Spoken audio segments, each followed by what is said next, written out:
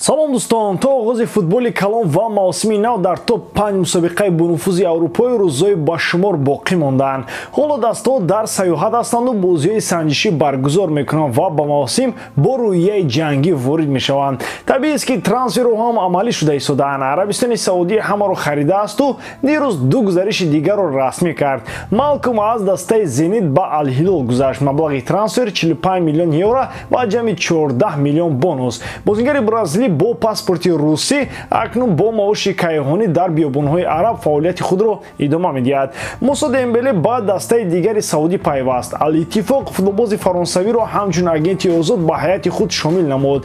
Ҷордан Хендерсон ҳам дар тамринҳои ин даста аллакай иштирок мекунад ва барои Стивен Ҷерард воқеан ҳайати ҷангиро ҷамъ карда истоданд. Акнун мегузарем ба хабарҳои дигар бо шаҳри пурратар. Лайки қиматбои худро гузоред ва то охир ҳамроҳи мо бошед. Дӯстон, тамошои бозиҳои рафиқонаи футболиро бо сарпарасти видеои мо ширкати 1x бозам ҷолибтар гардонед. Дар он ҷо регистратсияи осон, пур кардани маблағ аз тамоми гӯшаву канори дунё, вале аз ҳам муҳим, бонус то ҳаҷми $100 дар аввалин пардохт бо промокоди AMG 0777 ссилкаи бозӣ дар комментарияи ин видео. Иско ба футболи бузург бармегардад. Собиқ футболбози дастаи Реал Мадрид ва мунтахаби Испания карьераи худро дар Реал Бетис идома медиҳад. Дастаи минтақаи Андалусия аллакай дар ин бора хабари расмӣ нашр кард. Пеш аз ин трансфер Иско мусоҳибаи калон дод ва ҳамаи сирҳоро фош намуд.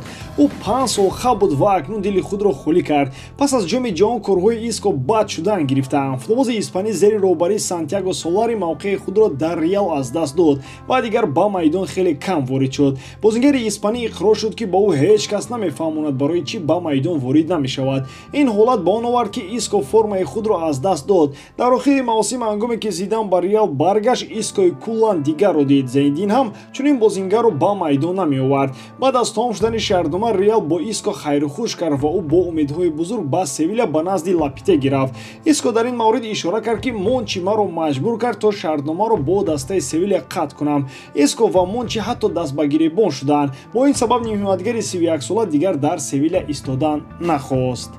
қиссаи хеле аҷиб бо Иско дар Унион Берлин рух дод. тавре ба мову шумо хабар доданд гӯё Иско аз муоинаи тиббӣ нагузаштааст, вале бозингар ин ҳодисаро куллан ба таври дигар шарҳ медиҳад. Ба иқрори ӯ вақте ҳамаи маслиҳатҳо пухтанд, Иско ба Берлин рафт. суратро гирифтанд, эълон карданд ва Иско ба тарафи базаи Унион мерафт. Аммо то он ҷо нарасида ба ӯ занг заданд ки шартҳои қарордоди ӯ иваз карда мешаванд. маблағи ваъда кардашуда дода намешавад ва номи ӯро дар Лигаи Аврупо номнавис накарданд. Нимҳиматгари испанӣ ҳамаи инро ноэҳтиромӣ нисбати худ ҳисобида ба Испания баргашт. ӯ 8 моҳ бозӣ накард ва бо равоншиносон кор карду аз нигоҳи психологӣ худро ором намуд. Дам гирифт ва акнун омодааст то дар Бетис карьераи худро шикастабандӣ кунад. суол ин аст ки пас аз 8 моҳи дур аз футболи калон Иско чӣ гуна ба майдон бармегардад? Сурати тези бозиҳоро дарёфт карда метавонад ва ё дар Бетис ҳам дучори душвориҳо мешавад? Ҳамаи инро дар мавсими навбатӣ дар Ла Лига хоҳем дид.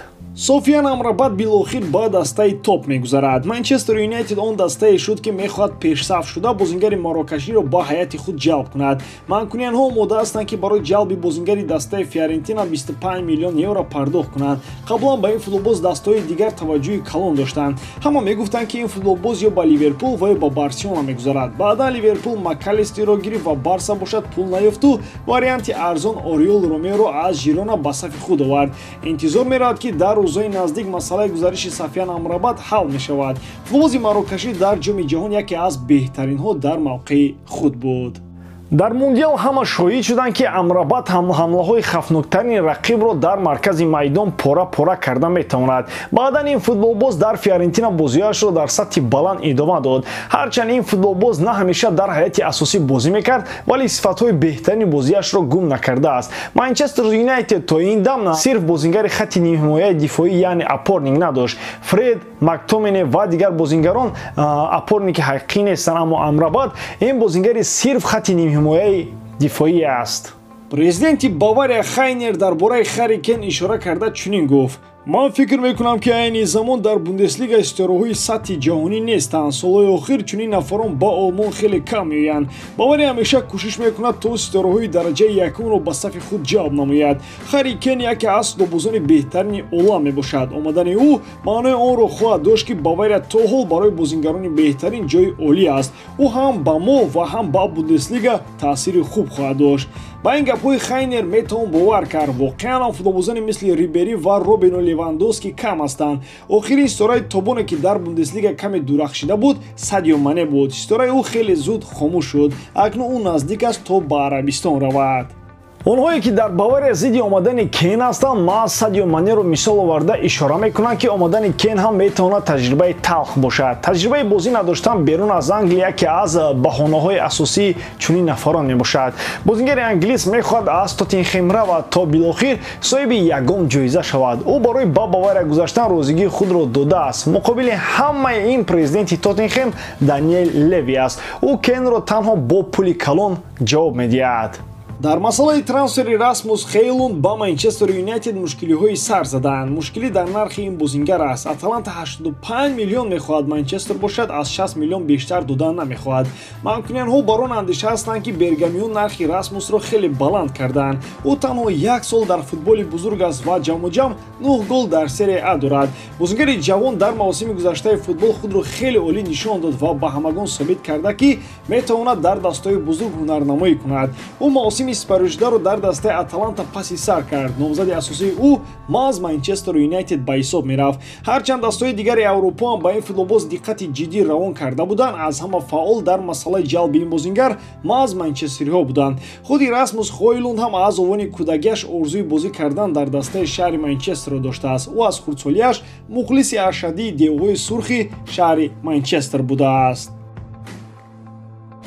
манкуниянҳо барои ҷалби ин футболбоз ба Аталанта чанд миллион ва 3 футболбози худро пешниҳод карданд. ва аммо пас аз андешаи на он қадар тӯлонӣ бергамиҳо аз 3 футболбози пешниҳодкардаи МЮ даст кашиданд. онҳо танҳо мехоҳанд пулро ба даст оранд. гап сари 65-70 миллион меравад. тибқи хабарҳо Эрик тен Хаг шахсан мехоҳад бо ин футболбоз кор кунад. бо ташаббуси бевоситаи сармураббии дастаи МЮ роҳбарияти тим барои амалӣ сохтани ин трансфер кӯшишҳои зиёд ба харҷ дода истоданд. Фабрицио Романо аввалке хабар дод ки масъалаи гузариши ин футболбоз ба дастаи кишвари Англия ҳал шудааст. ҷонибҳо ба мувофиқа расиданд ва рӯзои наздик Хойлунд аз муоинаи тиббӣ дар МЮ мегузарад. пас аз ин танҳо омода кардани ҳуҷҷатҳо боқӣ мемонаду халос. ба ҳамин тамом боридарам ки иҷодкории ман ба шумо писанд меояд. лайк, комментария ва дар канал обуна шуданро аз ёд набароред. бо шумо мисли ҳар вақта Муҳаммад Гайров. хай бародарон, дар паноҳи Аллоҳ.